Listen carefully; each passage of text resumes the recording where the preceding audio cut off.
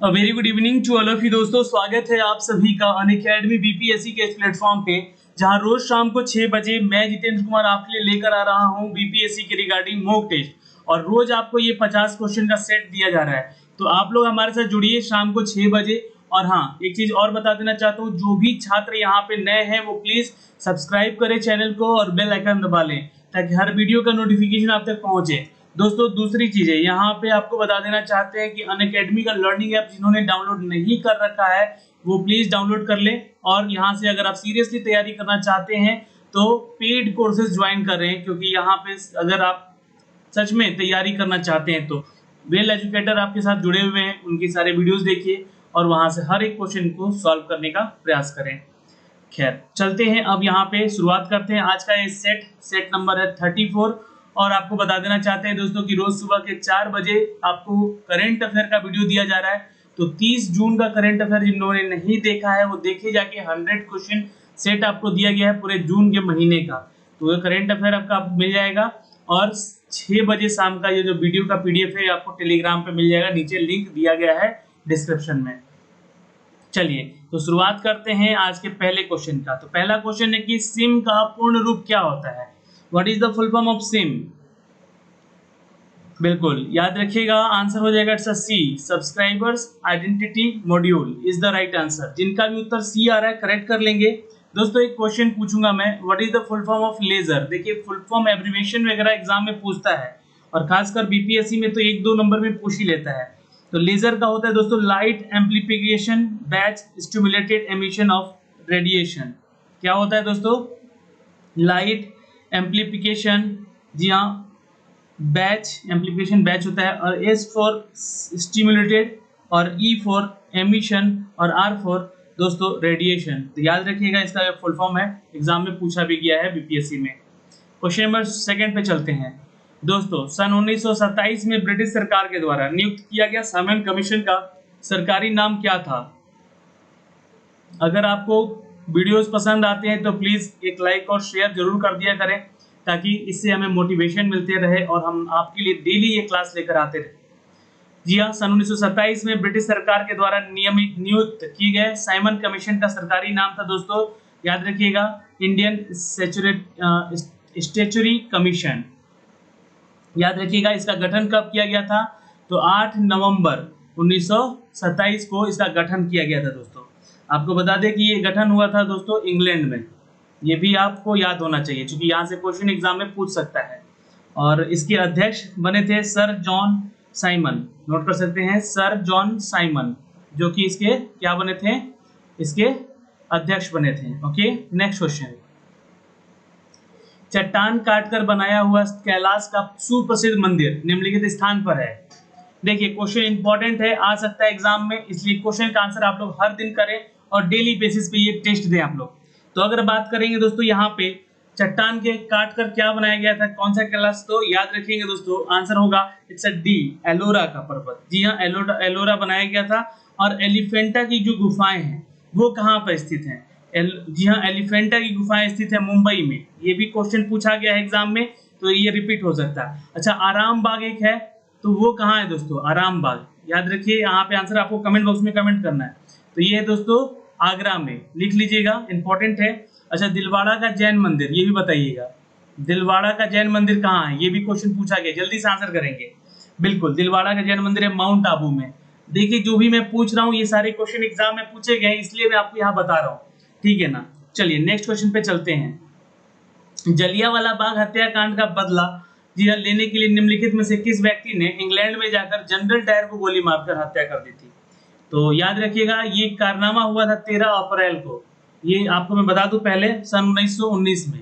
अब आपको बताना है कि वो किसने गोली मारी थी जनरल डायर को जाकर। जी हाँ, याद रखिएगा आंसर डी हो जाएगा, उधम सिंह थे, जो कि 13 अप्रैल सन 1919 को अमृतसर से, जी हाँ, जलियांवाला बाग हत्याकांड हुआ था ये, और ये जाकर मारे थे गोली, जी हाँ, जनरल डायर को। याद रखिएगा उस दिन जलियांवाला बाग में डॉक्टर सतपाल और सैफुद्दीन किचिल, जो कि गिरफ्तारी के विरोध में इनको महासभा भी इनके ऊपर चलाया गया। दोस्तों जलियांवाला बाग हत्याकांड के लिए आपको एक चीज ध्यान रखना होगा कि हंसराज, जी हाँ, हंसराज नामक जो यहाँ पे भारतीय एक डायर थी, उसकी सहायता की थी इन्होंने।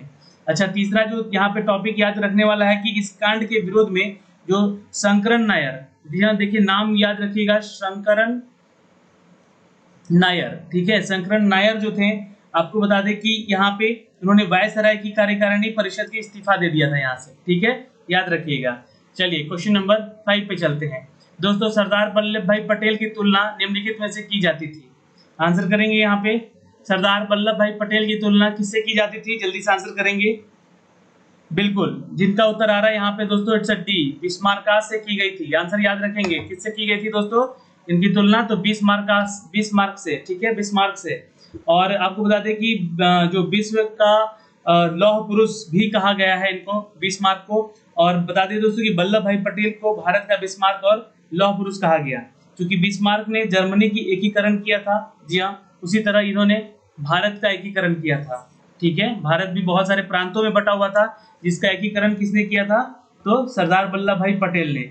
अच्छा दोस्तों, पटेल ने भारत का एकीकरण किया था, लेकिन मैजनी जी क्या इटली का पैगंबर कहा जाता है, वो काबुल को इटली का राजनीतिज्ञ कहा जाता है, ठीक है, याद रखिएगा। मैजनी जिनको यहाँ पे क्या कहा जाता है, तो इटली का पैगंबर कहा जाता है, और जो कि यहाँ पे है एक काबुल, है ना, काबुल या केबोर कहते हैं इनको, ठीक है, तो ये इटली के राजनीतिज्ञ होते थे। आइए क्वेश्चन नंबर चलते हैं 6 पे। किस देश को पैगोडा की भूमि कहा जाता है, जल्दी से आंसर नीचे कमेंट बॉक्स में कमेंट कीजिएगा। किस देश को पैगोडा की भूमि कहा जाता है दोस्तों, आंसर करेंगे क्वेश्चन नंबर 6 का। बिल्कुल आंसर करेंगे, जी हाँ, it's a is the right answer. Note कर सकते हैं, म्यांमार को नोट कर लीजिएगा दोस्तों। अच्छा, पैगोडा की भूमि म्यांमार देश को कहते हैं, ये आप ध्यान रखिएगा। और सफेद हाथियों का देश थाईलैंड को कहते हैं, किसको, सफेद हाथियों का देश। अच्छा, फिर उसके बाद अगर देखें दोस्तों, तो यहाँ पे हाथियों का देश किसको कहते हैं, हाथियों का देश, तो लाओस, याद रखिएगा, लाओस हाथियों का देश कहा जाता है। अच्छा, एक क्वेश्चन और है, लिली का देश किसको कहते हैं, लिली का देश, लिली का देश कहते हैं दोस्तों कनाडा को, नोट कर सकते हैं, ठीक है, याद रखिएगा। चलिए क्वेश्चन नंबर 7 दोस्तों, निम्नलिखित में से किस राज्यों को कौन सी जोड़ी सी ऐसी है जिसकी सीमाएं नेपाल भूटान दोनों में मिलती हैं। चलिए, निम्नलिखित में से राज्यों की कौन सी जोड़ी है जिसकी सीमाएं नेपाल और भूटान दोनों से जाकर मिलती है। बिल्कुल, यहाँ पे याद रखेंगे दोस्तों, इट्स सी, सिक्किम और Paschim Bangal is the right answer, जो कि नेपाल से भी जुड़ी हुई है और यहाँ पे भूटान से भी जाके इसकी सीमाएं साझा होती हैं, नोट कर सकते हैं दोस्तों। और जम्मू कश्मीर, पंजाब, राजस्थान और गुजरात, इसकी सीमा किससे लगती है, जम्मू कश्मीर, गुजरात और पंजाब, ये सबकी सीमाएं जो हैं, और राजस्थान, ये पाकिस्तान से लगती हैं, याद रखिएगा, ठीक है, ये बहुत इंपॉर्टेंट क्वेश्चन है, आ सकता है। अच्छा दोस्तों, अरुणाचल प्रदेश, नागालैंड, मणिपुर तथा मिजोरम, ये किसके साथ सीमा शेयर करती हैं, अरुणाचल प्रदेश, नागालैंड, मणिपुर तथा मिजोरम की सीमा म्यांमार से ही साझा करती हैं, ठीक है, किससे, म्यांमार से, याद रखिएगा। और दोस्तों यहाँ पे मिजोरम, त्रिपुरा, असम, मेघालय और पश्चिम बंगाल की सीमा किससे साझा करती है, तो बांग्लादेश से, ये भी आप याद रखेंगे, बांग्लादेश से, ठीक है। चलिए क्वेश्चन नंबर 8 पे चलते हैं दोस्तों। कालाहारी रेगिस्तान निम्नलिखित देश में है, चलिए आंसर करेंगे दोस्तों, जल्दी से फटाफट आंसर कीजिएगा, एक एक क्वेश्चन इंपॉर्टेंट है आपके आने वाले एग्जाम के लिए। मरुस्थल, जी हाँ, कालाहारी रेगिस्तान जिसको हम लोग कहते हैं, ये किस देश में है, जल्दी से आंसर करेंगे दोस्तों। बिल्कुल आंसर होगा, it's C is the right answer, Botswana, जी हाँ, आंसर कर लीजिएगा दोस्तों। कुछ कालाहारी यहाँ पे जो मरुस्थल है इसका बोत्सवाना कीजिएगा, लेकिन और भी कुछ है, जैसे कि आटाकामा, ये नाम आप लोगों ने सुना होगा, आटाकामा, ये जो रेगिस्तान है वो किस देश में है, जल्दी से आंसर करेंगे। आटाकामा, याद रखिएगा दोस्तों, यहाँ पे है आटाकामा, उत्तरी चिली से जुड़ा हुआ है, किससे जुड़ा हुआ है, उत्तरी चिली से जुड़ा हुआ है ये। अच्छा, एक क्वेश्चन और पूछूंगा, गोबी, गोबी जो है मरुस्थल, वो जो है किस देश के साथ जुड़ा हुआ है, जल्दी से फटाफट आंसर करेंगे दोस्तों। जी हाँ, मंगोलिया और चीन से, नोट कर सकते हैं, मंगोलिया और चीन से जुड़ा हुआ है ये राज्य, ठीक है, ये मरुस्थल, सॉरी। अच्छा, सोमाली, सोमाली जो है, नोट कर सकते हैं दोस्तों, सोमाली किससे जुड़ा हुआ है, बहुत इंपॉर्टेंट क्वेश्चन है, आ सकता है एग्जाम में। देखिए, सोमाली जो है सोमालिया से जुड़ा हुआ है, किससे, तो सोमालिया से जुड़ा हुआ है, लिख लीजिएगा, ये क्वेश्चन यहाँ से जरूर एक क्वेश्चन बनेगा एग्जाम में। आइए क्वेश्चन नंबर 9 पे चलते हैं दोस्तों। यहाँ पे पूछा गया है क्वेश्चन की स्टैगफ्लेक्शन शब्द का अर्थ क्या होता है, आंसर करेंगे फटाफट। देखिए, क्वेश्चन इंपॉर्टेंट है उतना जितना कि आप लोग समझ रहे हैं। जी हाँ, स्टैगफ्लेक्शन का शब्द का अर्थ होता है दोस्तों, इट्स अ सी, जी हाँ, उच्च बेरोजगारी तथा उपभोक्ता मांग में अंतर न होने के साथ साथ उच्च स्फीति दर का बढ़ना। ठीक है, आंसर क्या हो जाएगा, सी हो जाएगा। क्योंकि देखिए अर्थव्यवस्था की अगर बात की जाए तो वैसी स्थिति में जिसे मुद्रास्फीति के साथ साथ मंदी की भी स्थिति होती है वो क्या कहलाता है दोस्तों, तो वो कहलाता है स्टैगफ्लेशन। नोट कर सकते हैं दोस्तों, स्टैगफ्लेशन कहलाता है, ये आप नोट कर सकते हैं। कब, अर्थव्यवस्था की वैसी स्थिति जिसमें कि मुद्रा स्फीति के साथ साथ मंदी भी आ जाती है बाजार में। और अच्छा, मुद्रास्फीति क्या होती है, तो मुद्रास्फीति से बाजार की वस्तुएं महंगी हो जाती हैं। यह क्या होती है मुद्रास्फीति, तो इससे बाजार की वस्तुएं क्या हो जाती है, तो महंगी हो जाती है। अच्छा, यहाँ पे सरकार के द्वारा पुरानी मुद्रा को समाप्त करके यहाँ नई मुद्रा चलाने का क्या कहते हैं उसको, यहाँ पे उसको, जी हाँ, पुरानी जैसे कि अभी 1000 के नोट और 500 के नोट बंद कर दिए गए थे, तो इसको क्या कहते हैं, याद रखिएगा, इसको कहते हैं विमुद्रीकरण। क्या कहते हैं इसको, विमुद्रीकरण। याद रखिएगा, ये क्वेश्चन पूछा जा सकता है एग्जाम में। अच्छा दोस्तों, एक क्वेश्चन और बनता है कि मुद्रा में मुद्रास्फीति थोक मूल्य सूचकांक के द्वारा मापी जाती है। ये आप ध्यान रखेंगे, किसका, तो मूल्य सूचकांक के द्वारा मापी जाती है। ठीक है, मुद्रास्फीति। अच्छा, एक क्वेश्चन और बनता है, तो मुद्रास्फीति होता है उसकी शून्य दर उस वर्ष में मानी जाती है जब क्या होता है, तो जब वर्ष में अतिरिक्त जो है प्रत्येक सप्ताह होता है उसमें मुद्रा की स्फीति वार्षिक दर से शून्य होने लगती है। तो ये इसको क्या कहते हैं दोस्तों हम लोग, तो शून्य दर। ठीक है, याद रखिएगा, ये सारे क्वेश्चन इकोनॉमिक्स से जुड़े हुए थे, इसलिए यहाँ से आपको बताना जरूरी था। आइए क्वेश्चन नंबर 10 पे चलते हैं। संसद में विधेयक आमतौर से इस समय पेश किए जाते हैं। चलिए आंसर करेंगे क्वेश्चन नंबर 10 का। संसद में विधेयक आमतौर पर इस समय पेश किए जाते हैं।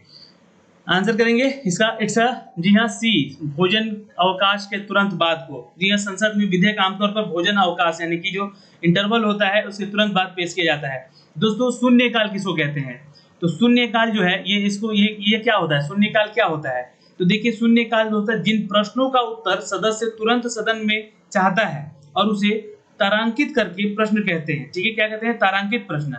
और तारांकित प्रश्न का उत्तर मौखिक दिया जाता है, इसे हम लोग कहते हैं दोस्तों तारांकित प्रश्न। लेकिन शून्यकाल, तो संसद में दोनों सदनों के प्रश्नकाल के ठीक के बाद के समय को ही शून्यकाल कहा जाता है। दोनों सदनों में जो प्रश्नकाल का ठीक बाद का समय कहलाता है, और यह जो है 12 बजे से लेकर 1 बजे के बीच चलता है शून्यकाल। ठीक है, याद रखिएगा। और तारांकित प्रश्न मैंने आपको बता दिया। और अतारांकित प्रश्न क्या होता है, तो जिन प्रश्नों का उत्तर सदस्य लिखित चाहता है उस अतारांकित प्रश्न को कहते हैं उसको। ठीक है, अतारांकित प्रश्न का उत्तर सदन में नहीं दिया जाता है, ये भी आप लिख लीजिएगा। आइए क्वेश्चन नंबर 11 पे चलते हैं।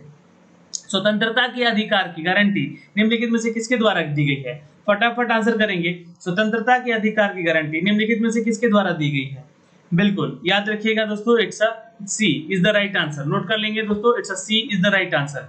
ओके, यहाँ पे आंसर करेंगे आर्टिकल 19। आर्टिकल 19 के अलावा यहाँ पे देखा जाएगा तो आर्टिकल 14 जो होता है हमारा, आर्टिकल 14 जो है दोस्तों, ये ध्यान रखेंगे, ये विधि के समक्ष का बताता है। क्या बताता है, विधि के समक्ष। ठीक है, याद रखिएगा, विधि के समक्ष बताता है समता का अधिकार। और आर्टिकल 15 क्या कहते हैं, आर्टिकल 15 कहता है धर्म, मूल वंश, जाति, लिंग या जन्म स्थान के आधार पर जो भी विभेद हो, प्रतिबंध हो, उसे हम लोग आर्टिकल 15 के तहत रखते हैं दोस्तों। उसके बाद आर्टिकल 16, ये भी याद रखिएगा, इंपॉर्टेंट है, लोक नियोजन के विषय में अवसर की क्षमता, ये समानता होती है। ठीक है, और आर्टिकल 17 है अस्पृश्यता का अंत। ठीक है, याद रखेंगे।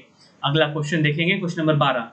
दोस्तों कौन सा निर्देशक सिद्धांत का मूल संविधान में शामिल नहीं किया गया था किंतु 42वें संशोधन में शामिल कर दिया गया है। ऑप्शन नंबर 12 का आंसर करेंगे दोस्तों। यहाँ पे कौन सा निर्देशक सिद्धांत मूल संविधान के शामिल नहीं किया गया था किंतु 42वें संविधान संशोधन में शामिल कर दिया गया है। आंसर करेंगे दोस्तों, इट्स सी। जी हाँ, नोट कर सकते हैं, मुफ्त कानूनी सहायता उपलब्ध करने के लिए। जी हाँ, नोट कर सकते हैं, 42वें संशोधन में सन 1976 में, याद रखेंगे दोस्तों, 1976 में द्वारा स्वर्ण सिंह समिति सिफारिश की गई, जिसमें कि मूल कर्तव्य को 51 में, आर्टिकल 51 के तहत मूल कर्तव्यों को दोस्तों यहाँ पे जोड़ा गया। याद रखिएगा, और 11 मूल कर्तव्य हैं। मूल कर्तव्य जो है पूर्व सोवियत संघ से लिया गया है, ये भी आप ध्यान रखेंगे। कितने हैं हमारे मूल कर्तव्य, तो 11 हैं। और ये कहाँ से लिया गया है, तो सोवियत संघ से लिया गया है, सोवियत संघ से लिया गया है। ये भी क्वेश्चन पूछता है एग्जाम में, इसलिए इसका ध्यान रखिएगा दोस्तों। 42वां संशोधन के द्वारा लोकसभा तथा विधानसभा की अवधि 5 से बढ़ाकर 6 वर्ष की गई थी इसी में। लेकिन जब 44वां संशोधन हुआ था, तो इसमें ध्यान रखिएगा, जब 44वां संशोधन हुआ था 1978 में, कब हुआ था, 1978 में, 78 में हुआ था। ठीक है, तो इसमें क्या किया गया, तो इसको घटा के फिर 5 साल का कर दिया गया। जो समय अवधि था इसका जी हाँ, उसको घटा के पुनः कर दिया गया। जी हाँ, राज्य जो आपका विधानसभा का जो समय अवधि है वो 5 साल की कर दिया गया। तो ये 2 चीजें यहाँ से नोट कर लीजिएगा। ओके, चलिए क्वेश्चन नंबर 13 पे आते हैं। भारत के महालेखा परीक्षक और लेखा नियंत्रक निम्नलिखित में से मुख्य लेखाकार और लेखा परीक्षक के रूप में कार्य करते हैं। चलिए क्वेश्चन नंबर 13 का आंसर करेंगे दोस्तों। जी हाँ, भारत के नियंत्रक महालेखा और परीक्षक की नियुक्ति कौन करता है ये बता दीजिए पहले। फटाफट आंसर करेंगे, यहाँ पे क्वेश्चन बहुत इंपॉर्टेंट है और आ सकता है एग्जाम में भी। ठीक है, चलिए क्वेश्चन नंबर यहाँ पे 13 का आंसर करेंगे दोस्तों जल्दी से। भारत के महालेखा परीक्षक और लेखा नियंत्रक निम्नलिखित में से मुख्य लेखाकार और लेखा परीक्षक के रूप में कार्य करते हैं। तो याद रखिएगा, इसका नियुक्ति कौन करता है। सबसे पहले मैंने पूछा आपसे, भारत का नियंत्रक महालेखा परीक्षक की नियुक्ति करता है राष्ट्रपति, याद रखिएगा। और यहाँ पे जो संबंध है वो राज्य सरकार से संबंधित है। देखिए, भारत में नियंत्रक जो है इसकी अवधि जो है पदावधि, वो पद ग्रहण करने की तिथि 6 वर्ष तथा आखिरी उम्र जो है 65 साल से कम होनी चाहिए। ठीक है, और यह सेवानिवृत्ति के पश्चात भारत सरकार का एवं राज्य स्तर के अधीन कोई भी पद धारण नहीं कर सकते हैं। ठीक है ना, सेवानिवृत्ति के बाद राष्ट्रपति। लेकिन ध्यान रखिएगा, इसके जो आपके नियंत्रक महालेखा और परीक्षक की नियुक्ति राष्ट्रपति ही करता है। ठीक है, और भारत में यहाँ पे क्वेश्चन पूछा गया था कि लेखा परीक्षक के रूप में कौन कार्य करता है, तो राज्य सरकार है। ठीक है, चलिए इंद्र नाम क्या है। चलिए इंद्र नाम है यहाँ पे किसका, जल्दी से आंसर करेंगे दोस्तों क्वेश्चन नंबर 14 का। जी हाँ, यहाँ पे आंसर करेंगे दोस्तों, इट्स अ सी। यह एक रडार का नाम है इंद्र, क्योंकि पृथ्वी सतह से सतह पर कम दूरी पर मार करने वाला एक जो हाँ यहाँ पे प्रक्षेपात्र बनाया गया, और अग्नि सतह से सतह की दूरी को मध्यम दूरी की मार करने वाला एक प्रक्षेपात्र बनाया गया। तो ये दोनों ही ध्यान रखेंगे आप यहाँ पे। अच्छा दोस्तों, यहाँ पे एक चीज और बता दें कि आकाश सतह से हवा में मार करने वाला जो प्रक्षेपात्र है उसका नाम क्या है, तो आकाश है, याद रखिएगा। अच्छा, ये जो है पृथ्वी के बारे में बताया मैंने, वो जमीन से जमीन में मार करता है। ठीक है, और जो दोस्तों इंद्र है वो एक रडार है। क्या है, रडार है। अच्छा, एक त्रिशूल भी है हमारे भारतीय सेना के पास। यह त्रिशूल जो कि सतह से हवा में कम दूरी तक मार करने वाला प्रक्षेपात्र है। और नाग जो है वो टैंक भेदी प्रक्षेपात्र है, नाग। ठीक है, ये सारे नाम याद रखिएगा। क्वेश्चन नंबर 15 पे चलते हैं। ओलंपिक खेलों के झंडे में हरा वृत्त किस महाद्वीप के प्रतीक है। चलिए आंसर करेंगे दोस्तों यहाँ पे कमेंट बॉक्स में। जी हाँ, आपको बता दें कि ओलंपिक खेलों के झंडे में हरा जो रंग होता है वो किस महाद्वीप का प्रतीक है, तो याद रखिएगा इट्स अ डी, ऑस्ट्रेलिया का। ठीक है, नोट कर लीजिएगा दोस्तों। यूरोप का प्रतीक क्या है, तो यूरोप का प्रतीक है नीला, ब्लू। ठीक है, एशिया का प्रतीक क्या है, तो ये है पीला यानी कि येलो। और अफ्रीका का प्रतीक क्या है, तो ये है ब्लैक यानी कि काला, याद रखिएगा। और ऑस्ट्रेलिया का क्या है, तो हरा। ठीक है, ये याद रखेंगे। तो महाद्वीपों का प्रतीक बताया गया है आपके ओलंपिक के झंडों में, आप लोग ध्यान दीजिएगा, रहता है। क्वेश्चन नंबर 16, सम्राट अकबर द्वारा निम्नलिखित में से किसको जरी कलम की उपाधि प्रदान की गई थी।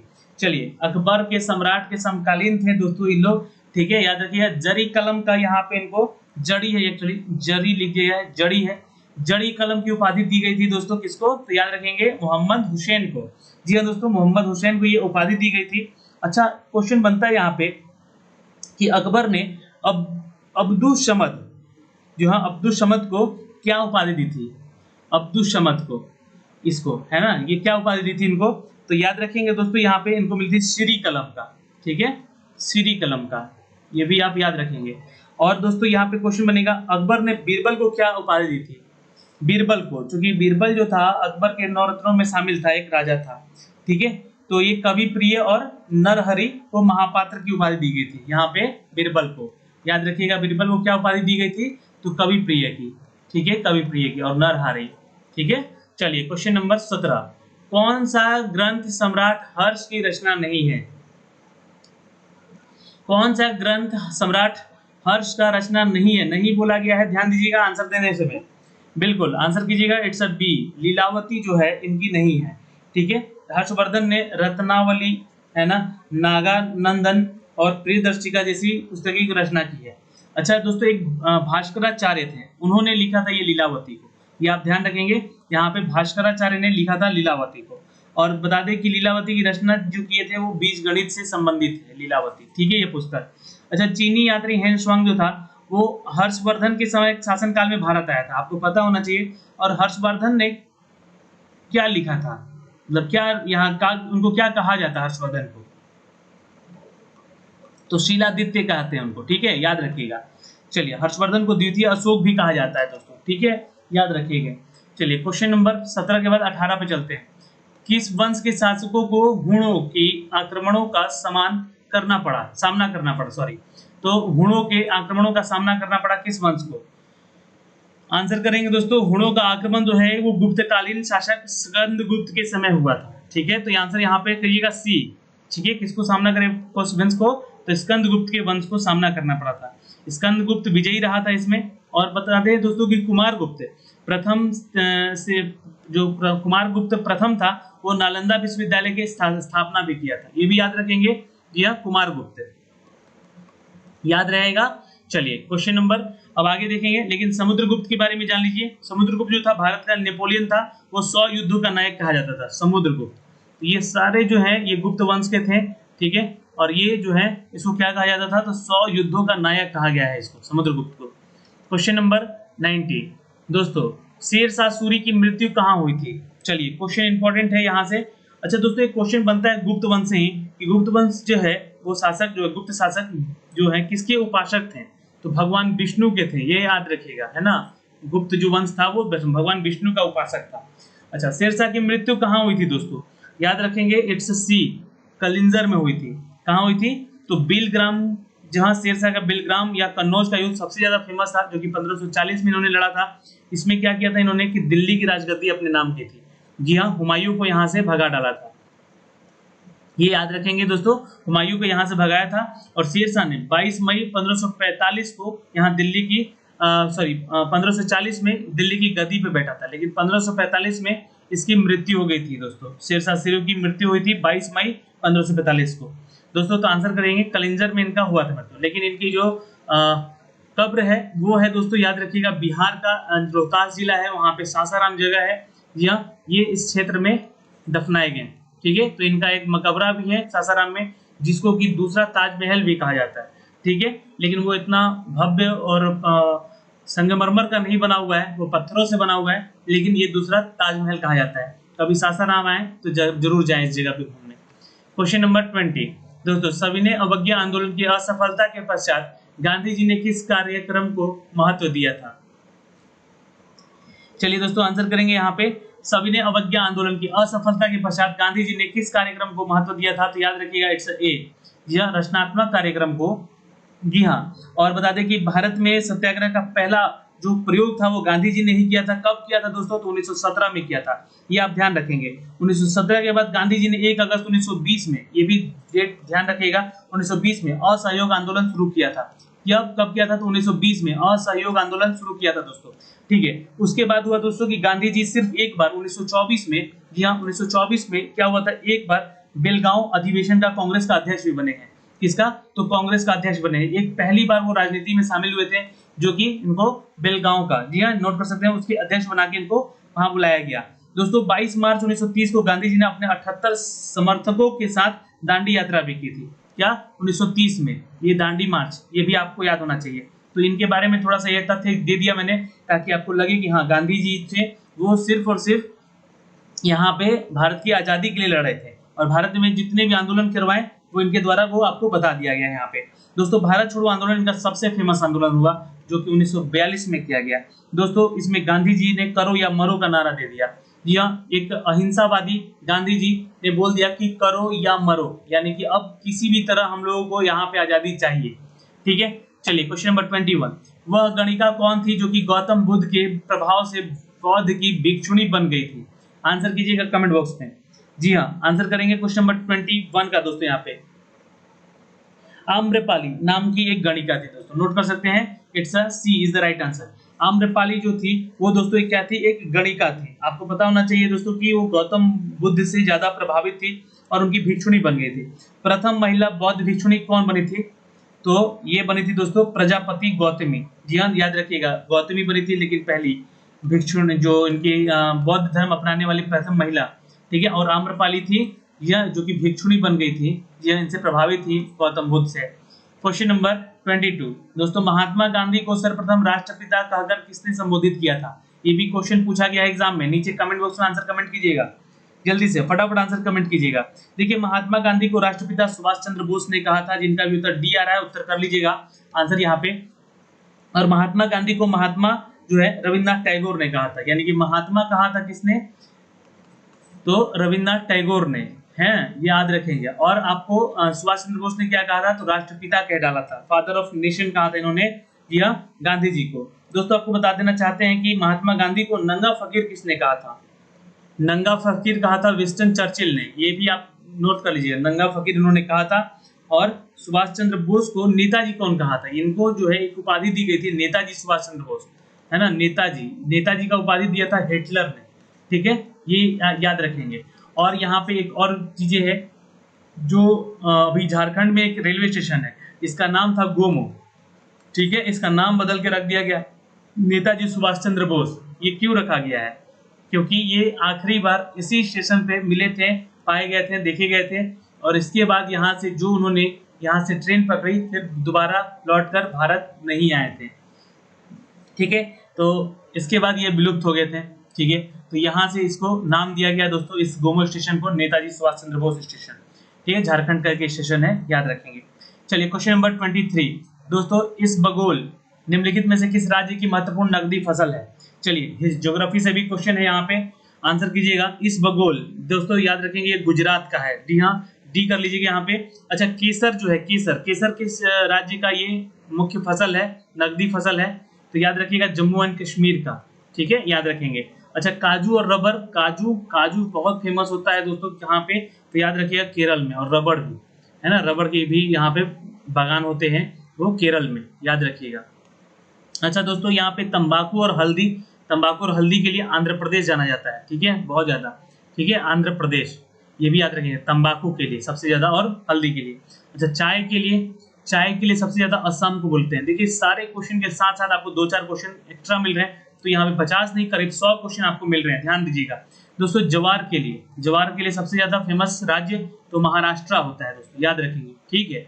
चलिए और पटसन के लिए, पटसन के लिए ये भी लिख लीजिए आप लोग, पटसन के लिए सबसे फेमस राज्य है पश्चिम बंगाल, वेस्ट बंगाल, ठीक है। चलिए नेक्स्ट क्वेश्चन पे चलते हैं दोस्तों। नाभिकीय विकिरण में मानव शरीर के किस भाग पर पहले प्रतिकूल प्रभाव पड़ता है, आंसर करेंगे दोस्तों। देखिए नाभिकीय विखंडन में मंद वेग वाले न्यूट्रॉन द्वारा कराया जाता है। क्या नाभिकीय विखंडन जो है किसके द्वारा किया जाता है, तो याद रखिएगा सी, जो कि त्वचा के लिए किया जाता है या इसके ऊपर प्रतिकूल प्रभाव देता है। तो यहाँ पे नाभिकीय विखंडन जो होता है दोस्तों, ये मंद वेग वाले न्यूट्रॉन द्वारा कराया जाता है। और परमाणु बम नाभिकीय विखंडन जो है अभिक्रिया है, उस पर आधारित रहता है, ठीक है।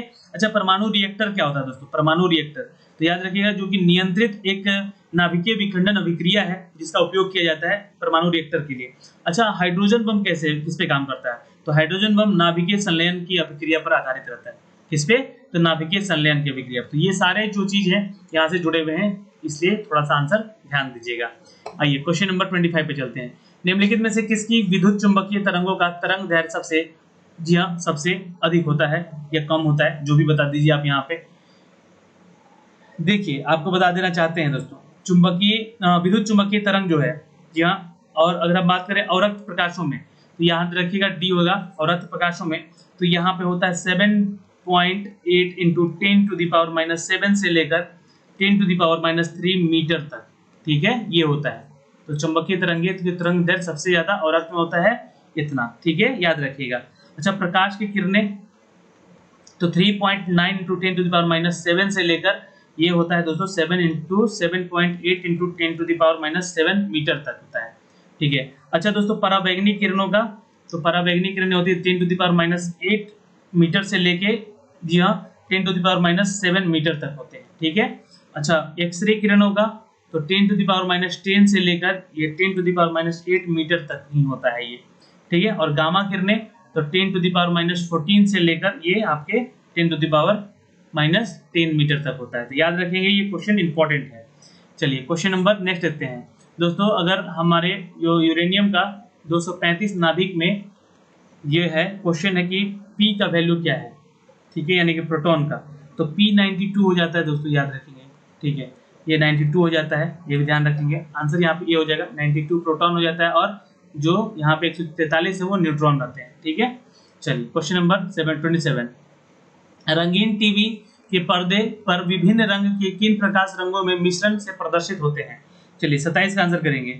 देखिए आंसर हो जाएगा दोस्तों यहाँ पे इट्स सी, लाल, हरा और नीला। जी हाँ, क्या होता है, रंगीन टीवी जो होते हैं उसके पर्दे पर विभिन्न रंगों पर किन प्रकाश के रंगों का यहाँ पे मिश्रण से प्रदर्शित होता है? तो लाल, हरा और नीला से होता है। देखिए नोट कर लीजिएगा दोस्तों, ये जो होते हैं प्राथमिक वर्ण कहलाते हैं। क्या कहलाते हैं? प्राथमिक वर्ण कहलाते हैं। अच्छा, पीला, मैजेंटा और सियान ये द्वितीयक वर्ण कहलाते हैं। कौन सा? पीला यानी कि येलो, मैजेंटा यानी कि यहाँ पे जी हाँ मैजेंटा एक खुद कलर है, इंग्लिश में ही नाम है, और सियान, ठीक है, सियान, ये दोनों तीनों कलर जो क्या कहलाते हैं? द्वितीयक वर्ण होते हैं। अच्छा, जिन दो वर्णों को मिलाने से श्वेत वर्ण का प्राप्ति होता है उसे हम लोग संपूरक वर्ण कहते हैं। यानी कि जो वर्ण मिल गए, दो ऐसे वर्ण और मिलकर यहाँ पे व्हाइट कलर यहाँ पे बना दिया, यानी कि सफेद कलर बन गया, तो उसको हम लोग क्या कहते हैं? संपूरक वर्ण कहते हैं। अच्छा, सूर्य के प्रकाश में 7 रंग होते हैं दोस्तों, पता है ना आपको।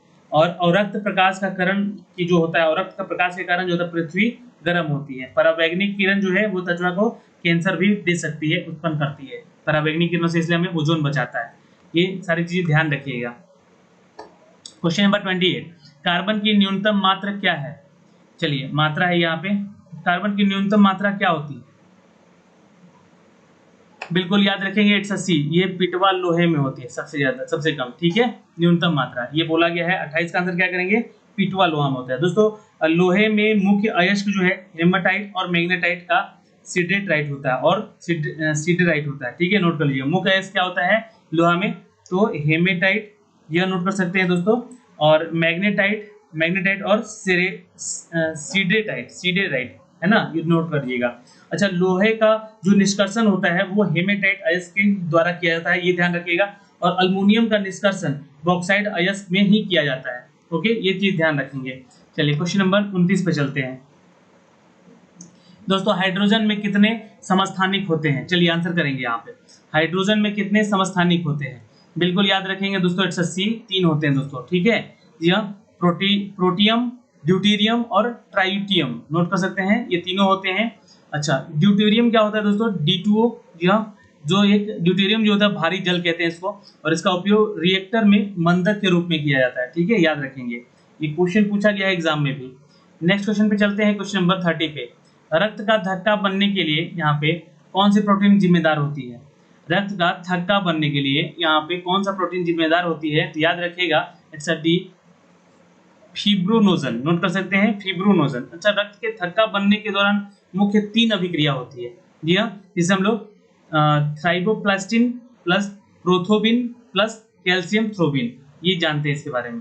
और फिब्रिन प्लस रक्त का रुधिरीकरण जो होता है, ये रक्त की थक्का जमाता है, ठीक है, तो याद रखिए रक्त का थक्का बनने के लिए अनिवार्य प्रोटीन कौन सा है? तो फिब्रोनोजन, नोट कर सकते हैं दोस्तों, ठीक है। अच्छा, अगला क्वेश्चन है दोस्तों यहाँ पे 31, जम्मू और कश्मीर की राजभाषा, कार्यकारी भाषा कौन सी है? तो देखिए सवाल थोड़ा सा फिर जीके से आ गया यहाँ पे, तो आंसर कीजिएगा फटाफट। जी हाँ दोस्तों, उर्दू होती है, याद रखिएगा, इट्स बी, जी हाँ, जम्मू कश्मीर की भाषा उर्दू है, कश्मीरी है और लद्दाखी है और डोंगरी है।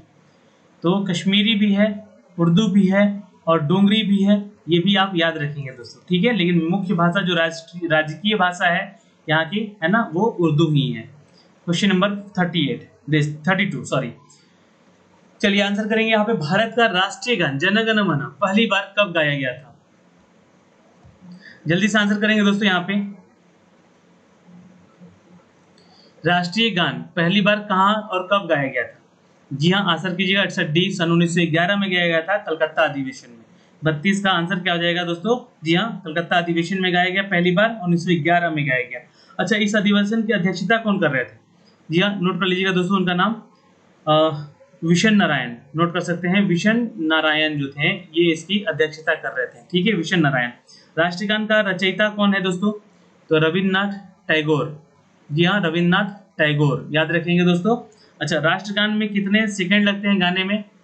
तो मात्र 52 सेकंड में हम इसे गा सकते हैं, ठीक है, याद रखिए। रविन्द्रनाथ टैगोर को एक और राष्ट्रीय गीत लिखा था उन्होंने बंगाल के लिए, अमार सुनार बांग्ला, जो कि बांग्लादेश के लिए उन्होंने लिखा था, याद रखेंगे। रविन्द्रनाथ टैगोर को गीतांजलि के लिए भी 1913 में साहित्य नोबेल पुरस्कार दिया गया था, ठीक है, और ये नोबेल पुरस्कार पाने वाले पहले भारतीय थे, ठीक है, किसके लिए? तो गीतांजलि पुस्तक के लिए। चलिए क्वेश्चन नंबर 33, बाल गंगाधर तिलक को फादर ऑफ इंडियन अनरेस्ट किसने कहा था? चलिए दोस्तों आंसर करेंगे, बाल गंगाधर तिलक को फादर ऑफ इंडियन अनरेस्ट किसने कहा था? 33 का आंसर कीजिएगा दोस्तों, इट्स अ ए, वैलेंटाइन सिरोल ने कहा था दोस्तों, नोट कर सकते हैं, ए इज द राइट आंसर। चूंकि आपको बता दें कि लोकमान्य तिलक का जन्म जो है 1856 में हुआ था दोस्तों, और रत्नागिरी जी हाँ, जो कि उनकी मृत्यु सन 1920 में हुई और रत्नागिरी में। लेकिन तिलक ने जो दोस्तों अंग्रेजी में, मराठा और मराठी में केसरी पत्रिका का संपादन भी किया है, ठीक है, ये थोड़ा ध्यान रखिएगा। यह तिलक ने अंग्रेजी में, मराठा में तथा मराठी के केसरी पत्रिका में इसका वर्णन किया गया है। अच्छा, तिलक ने स्वशासन प्राप्ति जो है वो कब की थी? तो सन 1916 में पूना के होम रूल लीग में स्थापना करके, ठीक है, स्वशासन की स्थापना की थी, याद रहेगा। और तिलक ने मांडले जेल में गीता का रहस्य नामक एक पुस्तक भी लिखा, गीता से नामक, और स्वराज जन्म सिद्ध मेरा अधिकार है, ये भी कहा था उन्होंने ही, यहाँ पे याद रखेंगे, बाल गंगाधर तिलक ने। आइए क्वेश्चन नंबर 34 पे चलते हैं। भारत सरकार ने भारत रत्न तथा पद्मश्री की उपाधियों संविधान के किस अनुच्छेद में अंतर्गत रखा है, प्रारंभ किया था? चलिए, भारत सरकार ने भारत रत्न और पद्मश्री की उपाधियां जो है संविधान के किस अनुच्छेद में अंतर्गत रखा था? तो याद रखेंगे, इट्स अ बी, यह आर्टिकल 18 में, ठीक है, आर्टिकल 18 में रखा था दोस्तों, नोट कर लेंगे। दोस्तों आपको बता दें कि अनुच्छेद 14 में विधि के समक्ष समता का अधिकार, अनुच्छेद 25 से 28 में जी हाँ धार्मिक स्वतंत्रता का अधिकार, आर्टिकल 32 में जी हाँ संवैधानिक उपचारों का अधिकार, और आर्टिकल 16 में लोक नियोजन के समय जो अवसर थे, विषय पर असर थे, उसकी समता का अधिकार, ये बताया गया। और 17 में दोस्तों अस्पृश्यता का अधिकार बताया गया, ठीक है, याद रखेंगे। क्वेश्चन नंबर 35, संविधान द्वारा प्रदान किए गए मौलिक अधिकारों में जो संशोधन करने का अधिकार है वो किसके पास है? चलिए क्वेश्चन नंबर 35 का आंसर कीजिएगा दोस्तों, बहुत इंपॉर्टेंट है ये सारे क्वेश्चन अब, जी हाँ, जो कि एग्जाम में पूछे गए हैं और रिपीट भी हो सकते हैं एग्जाम में, तो थोड़ा सा ध्यान दीजिएगा दोस्तों। तो ध्यान रखेंगे दोस्तों, यहाँ पे आंसर हो जाएगा, इट्स अ सी, जी हाँ, संसद। संविधान द्वारा प्रदान किए गए मौलिक अधिकारों को संशोधन करने का अधिकार किसके पास है? तो संसद के पास है। क्योंकि मूल संविधान में कितने अधिकार है दोस्तों? तो 7 मौलिक अधिकार है। कितने हैं? 7 मौलिक अधिकार हैं, लिख लीजिएगा आप लोग, है ना। और 44वें संशोधन में सन 1978 द्वारा संपत्ति के अधिकार को मौलिक अधिकार से हटा दिया गया, ठीक है, याद रखिए, सन 1978 में। दोस्तों मौलिक अधिकार का वर्णन जो है अनुच्छेद भाग 3 अनुच्छेद 12 से 35 तक माना जाता है, ठीक है, किसमें? तो भाग 3 में, ठीक है, याद रखेंगे। संविधान के किस भाग में कल्याणकारी राज्य की व्याख्या की गई है? चलिए आंसर करेंगे दोस्तों, संविधान के किस भाग में कल्याणकारी राज्य की व्याख्या की गई है?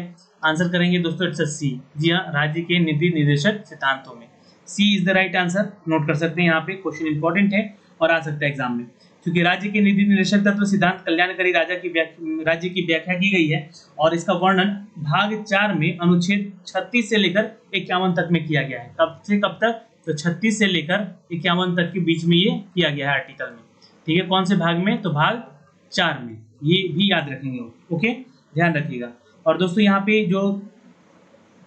ये जो हमारा अधिकार है, ये जो मतलब अनुच्छेद है, ये आयरलैंड के संविधान से लिया गया है, और इसे जो है न्यायालय द्वारा लागू करने के लिए किया गया है, अर्थात इसे वैधानिक शक्ति भी प्रदान नहीं दी गई है, ठीक है, ध्यान रखेंगे। क्वेश्चन नंबर 37, जब किसी विधेयक पर संसद के दोनों सदनों की संयुक्त बैठक होती है तो निर्णय कौन लेता है? जल्दी से आंसर करेंगे 37 का दोस्तों, अनुच्छेद 108 के तहत, जी हाँ, या आप लोग लिख लीजिए, आर्टिकल 108 के तहत धन विधेयक को छोड़कर अन्य विधेयक पर दोनों सदनों के बीच का विवाद होने की स्थिति में राष्ट्रपति जो है वो संयुक्त बैठक बुला सकता है। आंसर ए कर लीजिएगा, साधारण बहुमत से लिया जाता है दोस्तों, आंसर ए कर लेंगे, ठीक है ना। चलिए क्वेश्चन नंबर 38, सर्वोच्च न्यायालय की स्थापना दोस्तों किसने की है?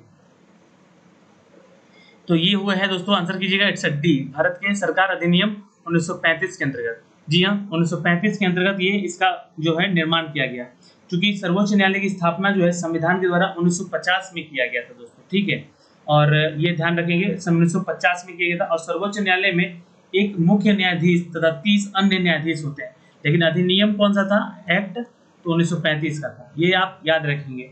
अच्छा, यहाँ पे जो सर्वोच्च न्यायालय है उसका गठन जो संबंधी प्रावधान है वो आर्टिकल 124 में वर्णित है, ठीक है, ये भी ध्यान रखेंगे। सर्वोच्च न्यायालय का मौलिक अधिकारों का रक्षा कौन करता है? तो अधिकारों का ये खुद रक्षक है दोस्तों, मौलिक अधिकारों का सर्वोच्च न्यायालय। ओके, चलिए क्वेश्चन नंबर 39 दोस्तों, निम्नलिखित में से कौन सा एक लैगून नहीं है ना? तो आंसर करेंगे लैगून नहीं है। जल्दी से आंसर करेंगे, तो आंसर करेंगे दोस्तों इट्स सी, पेरियार झील। पेरियार झील जो है वो कृत्रिम झील है, ठीक है। क्या है ये? कृत्रिम झील है दोस्तों। तो ये क्या नहीं है? तो लैगून नहीं है। और चिल्का झील तो कहाँ है? तो चिल्का झील उड़ीसा में है भाई, याद रखेंगे, ये क्वेश्चन पूछा गया एग्जाम में। अच्छा, वल्लूर झील एक है दोस्तों, याद रखिएगा, जो कि जम्मू कश्मीर में है। और सात तल्ला झील जो कि उत्तराखंड में है, ये दो भी याद रखिएगा, सात तल्ला, ठीक है। चलिए क्वेश्चन नंबर 40 पे चलते हैं। पद्मश्री पुरस्कार पाने वाले पहले भारतीय अभिनेत्री कौन थी? पद्मश्री पाने वाली, जी हाँ, भारतीय अभिनेत्री कौन थी दोस्तों सबसे पहले? याद रखेंगे इट्स अ बी, जी हाँ, नरगिस दत्त थी दोस्तों, ठीक है। नरगिस दत्त जो है वो सुनील दत्त की धर्मपत्नी होती है, याद रखिएगा। नरगिस दत्त का मूल नाम था जैन बाई, क्या नाम था? जद्दन बाई, ठीक है, इनका नाम था। और दोस्तों यहाँ पे बता दें कि नरगिस दत्त जो है वो पद्मश्री पुरस्कार पाने वाली पहली भारतीय अभिनेत्री भी थी, ये आप ध्यान रखेंगे। और ये सुनील दत्त की धर्मपत्नी थी। सुनील दत्त कौन थे? तो एक एक्टर थे, डायरेक्टर थे और एक राजनेता भी थे, ठीक है। और नरगिस दत्त जो है राज्यसभा की सदस्य भी रह चुकी हैं, और सदस्य बनने वाली वो पहली अभिनेत्री वही थी, नरगिस दत्त, ये भी ध्यान रखेंगे। और 20वीं शताब्दी की सर्वश्रेष्ठ अभिनेत्री नरगिस दत्त ही थी, ठीक है, 20वीं शताब्दी की। तो ये आप ध्यान रखिएगा यहाँ से, ठीक है ना। चलिए क्वेश्चन नंबर 41, भारत के विभाजन के समय भारतीय राष्ट्रीय कांग्रेस के अध्यक्ष कौन थे? भारत के विभाजन के समय, जी हाँ दोस्तों, कांग्रेस का राष्ट्रीय अध्यक्ष जेबी कृपलानी थे, याद रखेंगे। यहाँ पे आंसर क्या हो जाएगा? बी हो जाएगा दोस्तों, जेबी कृपलानी, आंसर क्या करेंगे? बी। और भारत का और पाकिस्तान का विभाजन माउंट आबू योजना के द्वारा 3 जून 1947 को किया गया, ये भी आप याद रखेंगे, इंपॉर्टेंट है क्वेश्चन। अच्छा दोस्तों, भारत छोड़ो आंदोलन जो कि सन 1942 में किया गया, ये भी आप नोट कर सकते हैं। और कांग्रेस का अध्यक्ष अब्दुल कलाम आजाद थे। भारत के स्वतंत्र होने के समय ब्रिटेन का प्रधानमंत्री क्लीमेंट एटली थे, ठीक है। ये दोनों ही चीजें आप ध्यान रखेंगे दोस्तों, ठीक है ना। चलिए क्वेश्चन नंबर देखते हैं 42, निम्नलिखित में से किस भक्ति संत ने अपने संदेश के प्रचार के लिए सबसे पहले हिंदी का प्रयोग किया था? जल्दी से आंसर करेंगे दोस्तों। जी हाँ, 42 का आंसर हो जाएगा इट्स सी, रामानंद का। नोट कर सकते हैं, जी हाँ, किसका? तो रामानंद का, नोट कर लीजिए। रामानंद ने सबसे पहले संदेश प्रचार के लिए हिंदी का प्रयोग किया। अच्छा, कबीर रामानंद, जी हाँ दोस्तों, नोट कर सकते हैं, कबीर रामानंद, जो कि आपको बता दें कि 12 शिष्यों में से एक थे उनके, यह उनसे बीजक ग्रंथ लिखा था। उन्होंने क्या लिखा था? कबीर रामानंद ने बीजक एक ग्रंथ था दोस्तों, जो कि इन्होंने लिखा था। तुलसीदास जो थे वो अकबर के समकालीन थे, ये भी आप थोड़ा सा ध्यान रखेंगे। ये किसके समकालीन थे? तो अकबर सम्राट के ये थे, समकालीन थे। और रामचरितमानस, विनय पत्रिका आदि लिखा था इन्होंने। अच्छा, दादू जो है वो रामानंद का शिष्य था, दादू, ठीक है। ये दादू जो था ये किसका शिष्य था? तो रामानंद का शिष्य था, ठीक। चलिए क्वेश्चन नंबर 43, संगम साहित्य की भाषा कौन सी है? चलिए सारे क्वेश्चन आए हुए हैं बीपीएससी में, ये भी है ना, तो इंपॉर्टेंट है। जितने भी 66 की तैयारी कर रहे हैं प्रीलिम्स की, तो यहाँ पे आप हम लोग के साथ जुड़िए। यहाँ पे मोस्ट ऑफ क्वेश्चन जो है आपको यहाँ से दिए जाएंगे। अब सोचिए, जो भी स्टूडेंट के पास 10,000 क्वेश्चन पहुँच जाए तो क्या उसका जीके जीएस रह जाएगा क्या कहीं से भी? बिल्कुल नहीं, वो क्रैक करके आ जाएगा, लेकिन बस पढ़ना पड़ता है ना। तो इस चीज़ का ध्यान रखिएगा। संगम साहित्य की भाषा कौन सी है? तो याद रखेंगे इट्स ए, जी हाँ, तमिल पत्रिका, नोट कर सकते हैं। ये दोस्तों 43 का आंसर हो जाएगा तमिल पत्रिका। दोस्तों तमिल का गौरव ग्रंथ जीवक चिंतामणि जैन से संबंधित है। अच्छा, यहाँ पे तमिल जो भाषा है दोस्तों, ये भी आप ध्यान रखेंगे, तमिल भाषा का शिल्पाधिकरण और मणिमेखलाई नामक जो है गौरव ग्रंथ हिंदू धर्म से संबंधित है, ठीक है। तो तमिल का संबंध हिंदू धर्म से है, ये आप समझ गए। इसमें कि शिल्पाधिकरण और मणिमेखलाई जो नामक ग्रंथ था वो हिंदू धर्म से संबंधित था। अच्छा, एक तोलकपियम नामक तमिल ग्रंथ था व्याकरण का, और काव्य भी था, इसको संबोधित किया गया था, ठीक है। अच्छा, तिरुवल्लुर की रचना किसने की थी? तो तिरुवल्लुर जो है दोस्तों, कुरल या मुपाल को तमिल का बाइबल कहा गया है, तिरुवल्लुर का, ठीक है, नोट कर सकते हैं। क्वेश्चन नंबर 44 दोस्तों, हर्ष किस राजवंश से संबंधित हैं? याद रखेंगे, हर्ष जो है दोस्तों पुष्यभूति, ये नोट कर सकते हैं, पुष्यभूति वंश की स्थापना की थी 606 ईस्वी में, याद रखेंगे। हर्षवर्धन जो था 16 वर्ष की अवस्था में राजगद्दी पर बैठ चुका था। तो ये आप ध्यान रखेंगे, ये इंपॉर्टेंट है, क्वेश्चन आ सकता है एग्जाम में। चलिए क्वेश्चन नंबर 40 आंसर कीजिएगा। Pushyabhuti is the right answer. Question number 45, किसी राष्ट्रकूट राजा ने एलोरा के शिव का प्रसिद्ध मंदिर बनवाया था। चलिए उनका नाम बताइए। तो राष्ट्रकूट का वंश था दोस्तों, ध्यान रखेंगे, ये आंसर हो जाएगा इट्स सी, कृष्ण प्रथम। नोट कर सकते हैं दोस्तों। राष्ट्रकूट की राजधानी कहाँ थी? तो मनकीर थी, याद रखेंगे। अच्छा, एलोरा और एलिफेंटा का जो गुहा था, है ना, और मंदिरों का निर्माण राष्ट्रकूट के समय ही हुआ था। और एलोरा के जो कैलाश मंदिर है उसका भी निर्माण कृष्ण प्रथम ने करवाया था, क्योंकि राष्ट्रकूट शैव, वैष्णव शासक और जैन धर्म के भी उपासक हुआ करते थे। ठीक है, तो ये सारी चीजें आप ध्यान रखेंगे। चलिए, अच्छा दोस्तों, कन्नड़ साहित्य की उत्पत्ति किसको कहा जाता है? कन्नड़ साहित्य का, ठीक है, कन्नड़ एक भाषा भी है। चलिए याद रखिएगा, इसके राष्ट्रकूट को ही राजवंश को माना जाता है, इसके संस्थापक, ठीक है ना। चलिए क्वेश्चन नंबर 46, संसार प्रसिद्ध मोर सिंहासन किस मुगल इमारत में रखा है? चलिए दोस्तों आंसर करेंगे। संसार जो है वो प्रसिद्ध मोर सिंहासन जो है किस मुगल इमारत में रखा गया है? बिल्कुल याद रखेंगे दोस्तों, it's D is the right answer. Delhi के लाल किले के दीवाने आम में रखा गया है, ठीक है, नोट कर सकते हैं दोस्तों। और मयूर सिंहासन जो है 1739 में, जी हाँ, नादिर शाह ईरान ले गया था इसको। तब यहाँ याद रखेंगे, मोर सिंहासन किस मुगल इमारत में रखा गया है? तो ये दिल्ली के लाल किले दीवाने आम में रखा गया है। लेकिन 1739 में इसको कौन ले गया था? तो ईरान ले गया था। जी हाँ, याद रखेंगे 1739 में कौन ले गया था? तो नादिर शाह। लेकिन मयूर सिंहासन पर बैठने वाला अंतिम मुगल बादशाह कौन था? तो शाह रंगीला था, ठीक है, नोट कर लीजिएगा। और मयूर सिंहासन का निर्माण बादल खान ने करवाया था, ये भी आप ध्यान रखेंगे। अगला क्वेश्चन है, शिवाजी के बाद इनमें से कौन गुरिल्ला युद्ध विद्या में एक बड़ा पथ प्रदर्शक माना जाता है? तो शिवाजी जो थे वो गुरिल्ला युद्ध विद्या के जरिए ये क्या करते थे? युद्ध करते थे। एक बहुत ही साजिश भरा एक युद्ध विद्या है, जिसमें छिप कर वार करने का और गायब हो जाने की विद्या शामिल थी। आंसर कीजिएगा। जी हाँ, डी, बाजीराव प्रथम भी जो थे उनके कायल थे और इसकी विद्या जो है इनको भी मालूम थी। जी हाँ, याद कर सकते हैं। मराठा साम्राज्य के संस्थापक वैसे तो शिवाजी थे, लेकिन गुरिल्ला युद्ध का जो है प्रथम प्रदर्शक शिवाजी ही थे। और शिवाजी के प्रशासन में पेशवा जो थे वो प्रधानमंत्री हुआ करते थे। और चौथी पड़ोसी जो थी वो राज्यों की शिवाजी का द्वारा लगाया गया भूमि कर था, चौथ, ठीक है, याद रखिएगा। जब बालाजी जो विश्वनाथ को मराठा साम्राज्य का दूसरा संस्थापक कहा जाता है, और शिवाजी का राज्याभिषेक रायगढ़ में हुआ था। लेकिन बाजीराव प्रथम जो था वो लड़ाकू पेशवा था और हिंदू शक्ति का एक अवतार भी माना जाता है। मराठा जो था दोस्तों साम्राज्य का अंतिम पेशवा बाजीराव हुआ थे, द्वितीय थे, बाजीराव द्वितीय। और औरंगजेब ने शिवाजी को पहाड़ी चूहा और साहसी डाकू संज्ञा भी दिए थे, ठीक है, यानी कि इस गुरिल्ला विद्या को युद्ध करने के समय। दोस्तों, समताप मंडल को जेट विमानों की उड़ान के लिए आदर्श माना जाता है। चलिए आंसर करिएगा दोस्तों, इट्स डी। इस परत में बादल तथा अन्य मौसमी घटनाएं नहीं होती हैं, इसलिए समताप मंडल यहाँ पे आंसर हो जाएगा दोस्तों। इसमें क्या होता है? जेट विमानें जो है उड़ान भरती है, ठीक है। चलिए क्वेश्चन नंबर 49, संसार में पारे का सबसे बड़ा उत्पादक कौन सा देश है? संसार में पारे का सबसे बड़ा उत्पादक देश कौन सा है? तो याद रखेंगे, इट्स डी, चाइना। चाइना की राजधानी कहाँ है दोस्तों? तो बीजिंग है, ये आप याद रखेंगे। और अब चाइना के एप्लीकेशन आप लोग शायद मोबाइल को छोड़कर जितने भी 59 एप्लीकेशन है आप लोग भी अनइंस्टॉल कर देंगे अपने मोबाइल से, जो भी एप्लीकेशन आपके मोबाइल में यूजेबल था। और वैसे तो बहुत सारी चीज़ें बैन हो चुकी हैं, सरकार ने भी इसको सीरियसली बैन कर दिया है, ठीक है। चलिए क्वेश्चन नंबर 50, कपास का रेशा पौधे के क्या प्राप्त होता है? याद कीजिएगा, आंसर हो जाएगा डी। जी हाँ दोस्तों, हमें फल से प्राप्त होता है। कपास के रेशा जो होता है हमें इसके फल से प्राप्त होता है दोस्तों। अच्छा दोस्तों, यहाँ पे कपास का जो विश्व में सबसे अधिक जो उत्पादक है कौन सा देश करता है? तो चाइना ही करता है दोस्तों, ठीक है। और भारत में सबसे अधिक कपास कौन से राज्य में होता है? तो गुजरात में होता है, याद रखेंगे, गुजरात में। और उसके बाद महाराष्ट्र में, ठीक है, ये दोनों ही राज्यों में होते हैं। तो ये जो सारे अपडेट थे 50 प्रश्नों के, वो मैंने आपको यहाँ से दिए दोस्तों।